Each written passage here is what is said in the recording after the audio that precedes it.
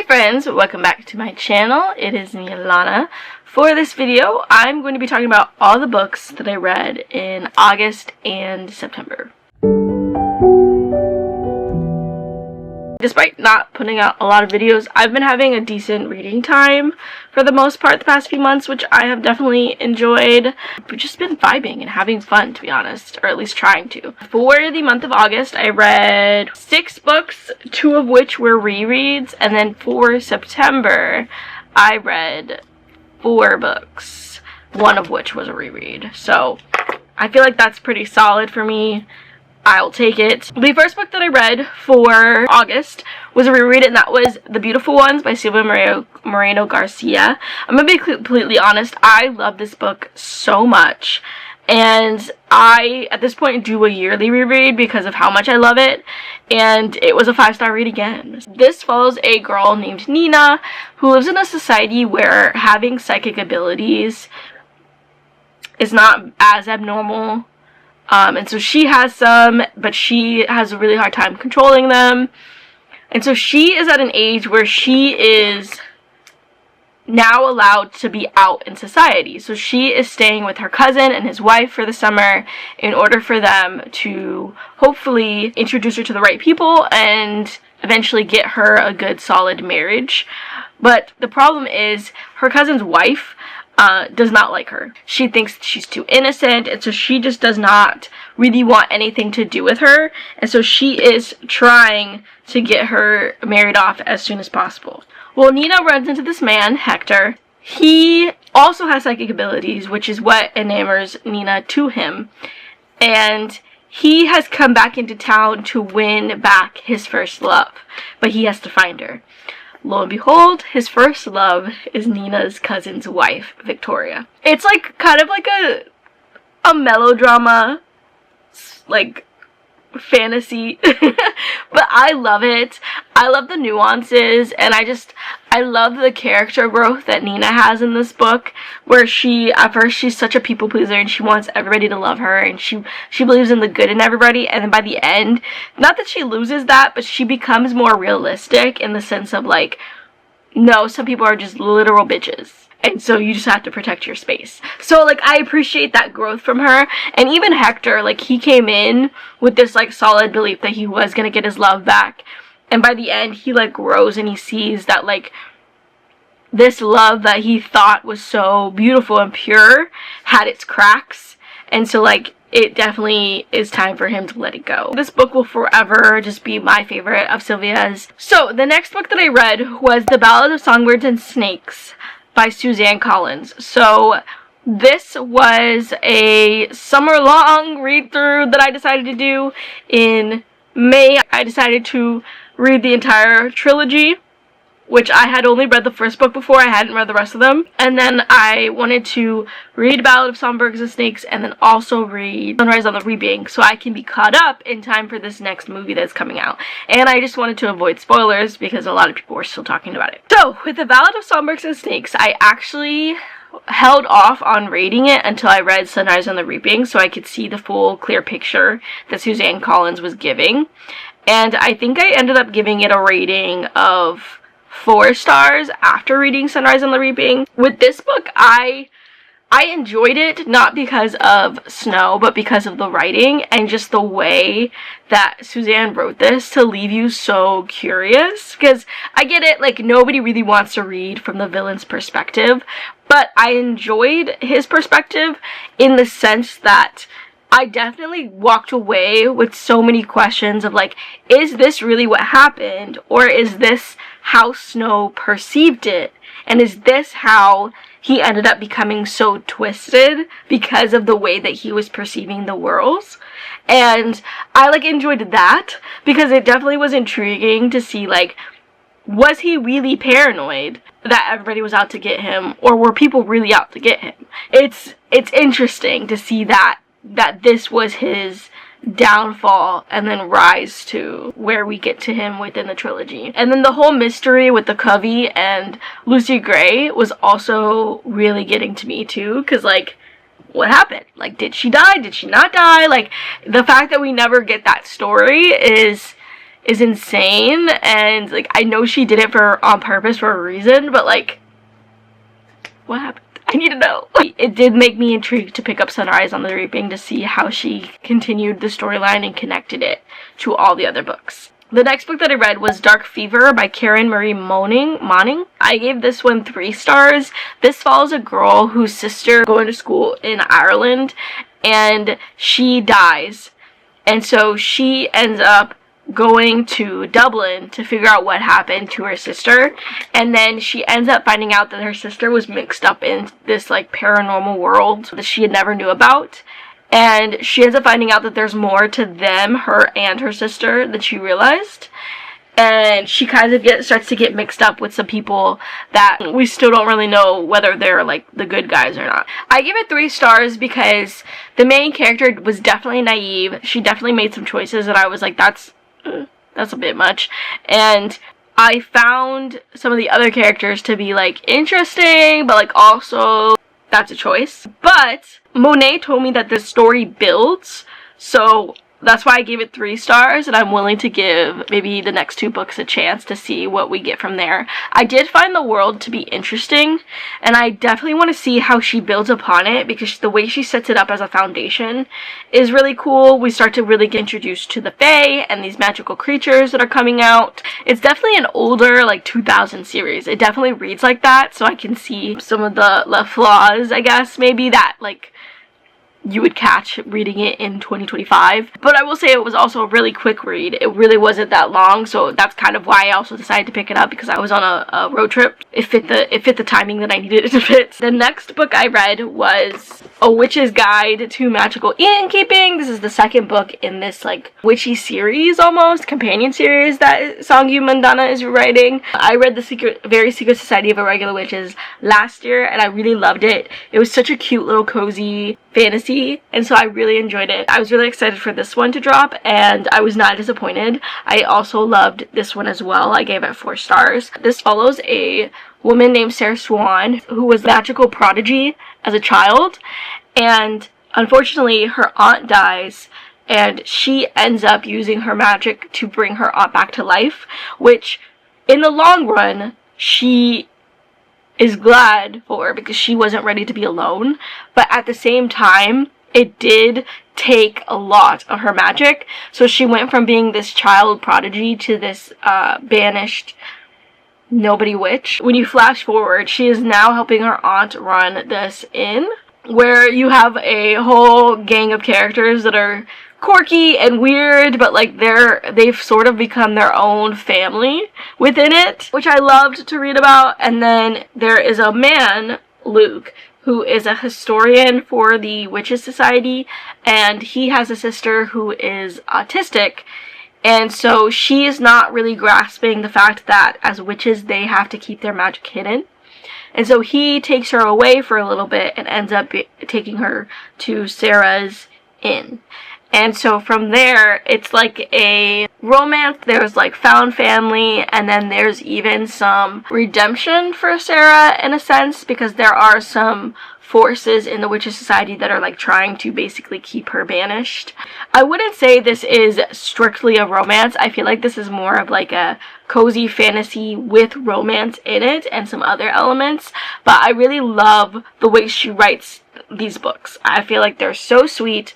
I feel like they are almost healing in a sense. The next book I read, which was my second reread, and that was Blood and Steel by Helen Scher. This is the first book in the Legends of Thesmar series. This follows a woman named Althea who only has a few years to live, and she's always dreamed of being a warrior. And unfortunately, in her world, in her kingdom, women being warriors is not allowed. They can only be alchemists, because of a prophecy that was released a few years earlier stating that a woman holding a blade would be the downfall of their kingdom. And so she ends up winning permission to train with the other male warriors. In doing so, she starts to show like who she is and show her value and show that she is good and she deserves to be there. And while she's doing that, she's also being trained by one of the top warriors of her kingdom, have a little tension and have some interest there. But it's a little bit forbidden in the sense that like he is her trainer and she is a trainee. I really liked it.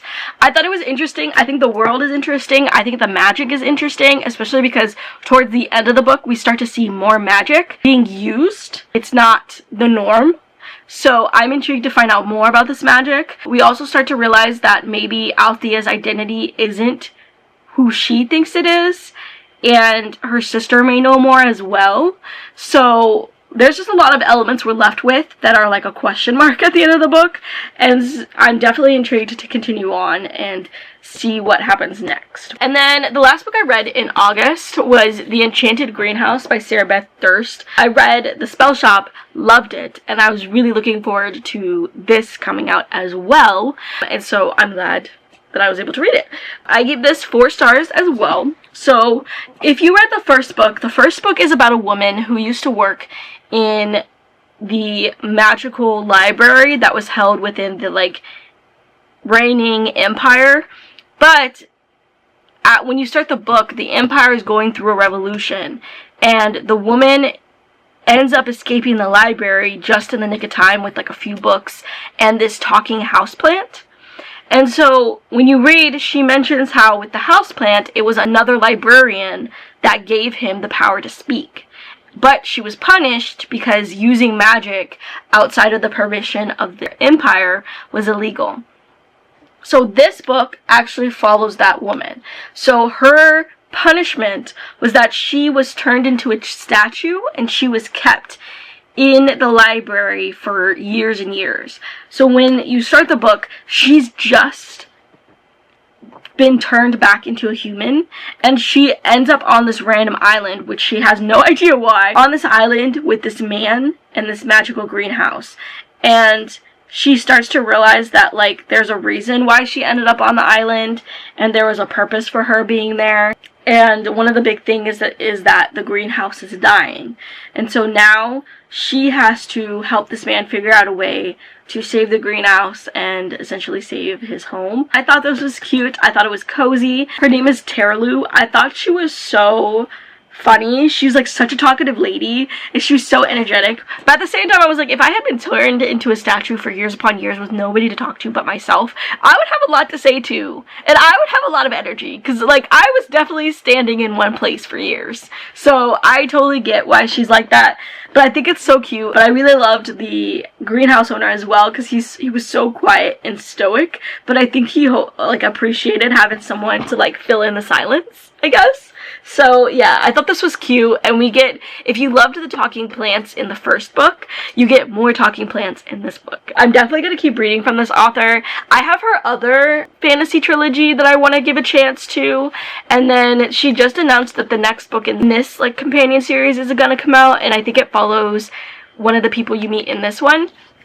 So I'm definitely excited to pick that one up as well. So for my August TBR, I think I did a pretty good job. There were 2 books that I did not read completely. First one was The Courting of Bristol Keats by Mary E. Pearson. I ended up DNFing this. I thought it just really wasn't catching my interest. I didn't really care enough to keep reading, which bums me out because this is such a beautiful edition that I got from Fairy Loot that I'm like, I don't want to, but like I have to because I didn't like it, and it's going to take up space. And then I also was supposed to read For the Wolf by Hannah Witten. I couldn't borrow the audiobook from my library, and then the other apps that I had, it didn't have it, and I didn't want to waste a credit on it because I didn't like her other series, The Foxglove King, enough. And so I felt like I didn't want to waste a credit on For the Wolf just in case I didn't like that either. And so I actually just decided to DNF it, and I just decided that she's just not going to be an author for me because I don't want to put in the effort to try and read her stuff if I don't have access to it. Alright, so those are all the books I read in August. So then we get to September. Like I said, I read 4 books. I did pretty decent with my TBR. I ended up not getting to like 2 of the books that I had planned, which is fine. The first book that I read was my reread, which was Vampire Academy by Rochelle Mead. Brie had texted like a couple of us and said that she wanted to do a read through of this series because she hadn't really done it before. And so I said I would join because it's been a while since I've reread the entire series. Yeah, I mean, I gave it 4 stars for a reread. This was like my favorite series when I was in my vampire saga. For real, one of my top favorites. And so it definitely read a little cringe, but that's just because the time frame this was written, I think like 2010, and then the fact that these girls are in high school, of course it's a little cringe, but I still enjoyed it.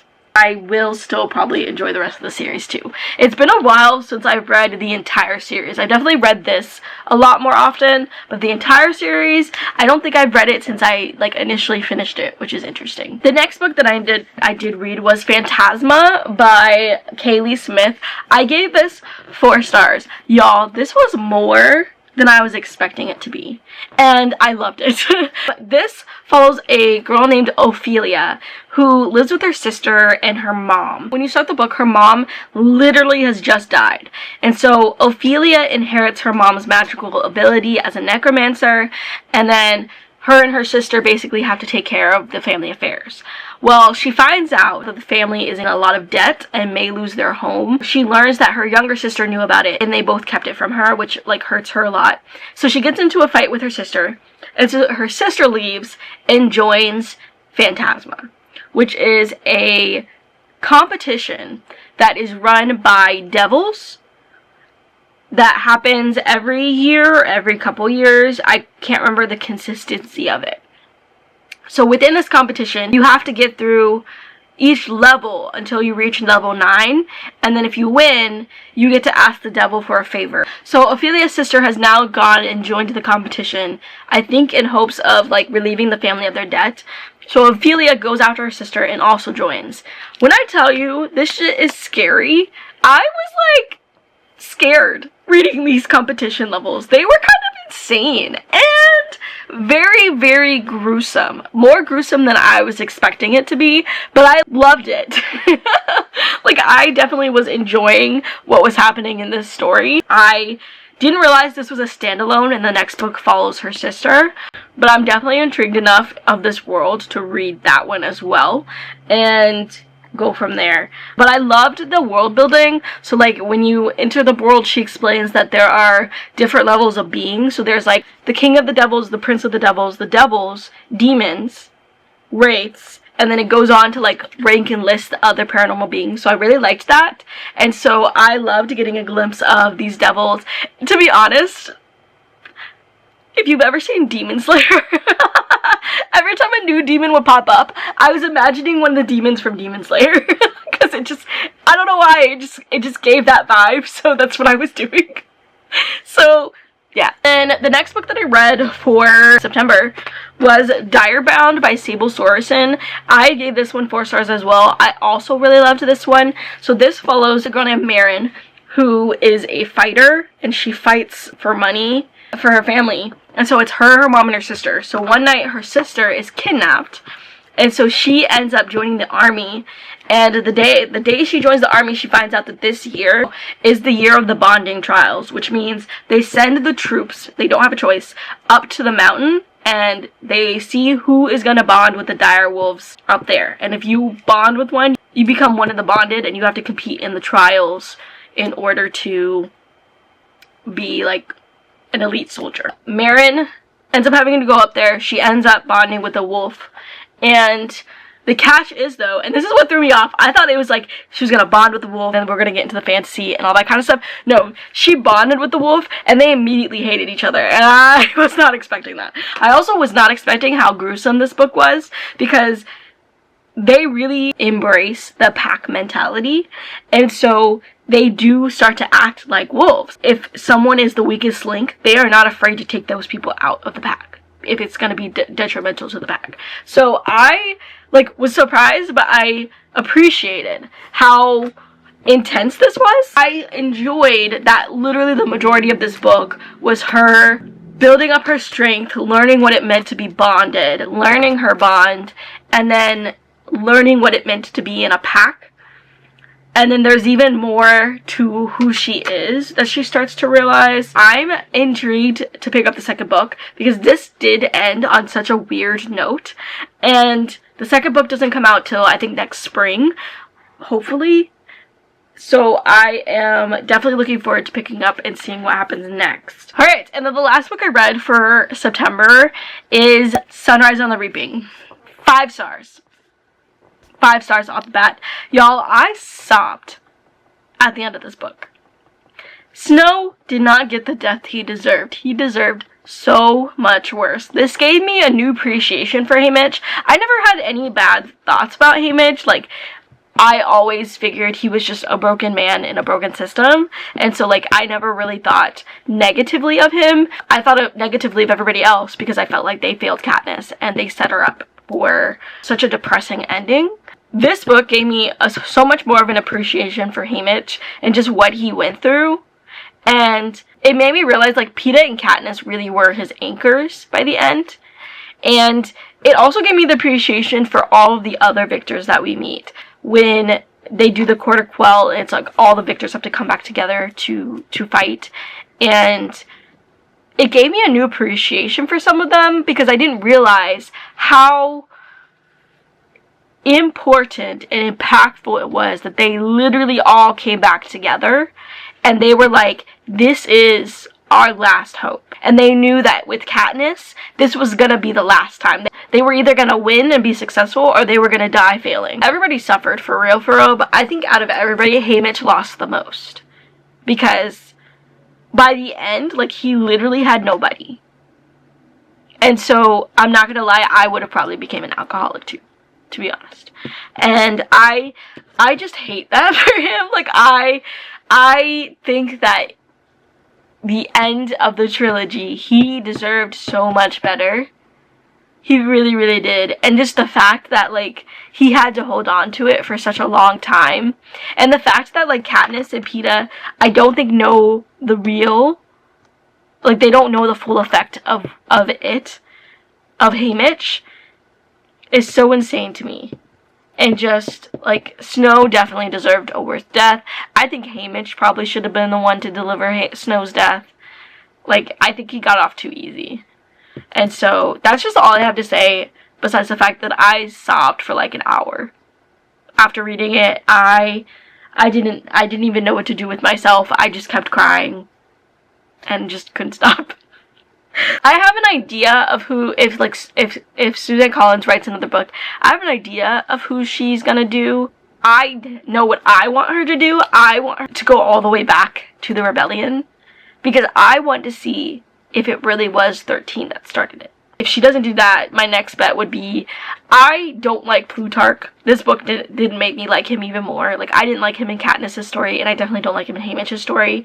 I am intrigued, though, to see how he got to where he is, and what made him join the side that he joined. Like, I am intrigued to see that. Not because I like him, but just because I want to know what got him to that point where he literally was playing game maker the whole time. Those are all the books that I read in August and September. I feel like I had a decent reading time, so I really love that for myself. Let me know some of your favorite reads if you can in the comments down below. If you like the video, please like it down below. If you have any comments, questions, concerns, I'm here for you. Leave them. I would love to talk to you. And if you want to see more videos from me, please hit the subscribe button. You are all sunflowers in a world full of weeds. And then, like, by the end, I was like, fuck that guy.